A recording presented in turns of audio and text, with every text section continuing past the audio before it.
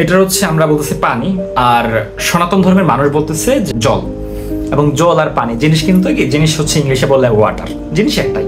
So এই জিনিসটা British period বা হচ্ছে পরবর্তীতে আমাদের এইখানে এক শ্রেণীর মানুষ দ্বারা একটা বিভেদ সৃষ্টি করার জন্য একটা ভাষাগত ব্যবহার একটা সৃষ্টি হয়েছিল, যে যার কারণে হচ্ছে কেউ যদি বলতো জল, আমরা ধরে নিতাম সে সনাতন ধর্মের। একদিক দিয়ে সুক্রিয়া যে এখন আমাদের মধ্যে ওই প্রকট যে বিভাজনটা সেটা অনেকাংশেই কম। আমি আমার ব্যক্তিগত হচ্ছে যারা আছে আমরা মানুষ হিসেবে চিন্তা করব, এইরকম জল পানির মতো একটা বিভেদ আমাদের স্টুডেন্টদের মধ্যেও ছিল। একটা হচ্ছে পলিটিক্যাল স্টুডেন্ট, একটা হচ্ছে জেনারেল স্টুডেন্ট।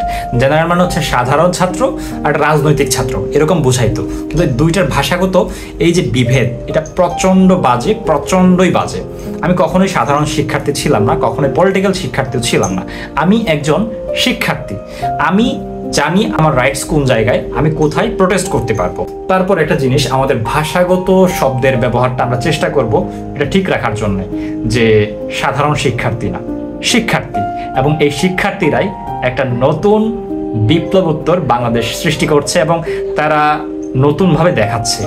আশা করি তারা নিজেদের অধিকার থেকে সচেতন হয়ে সেটার ধারা অব্যাহত রাখবে।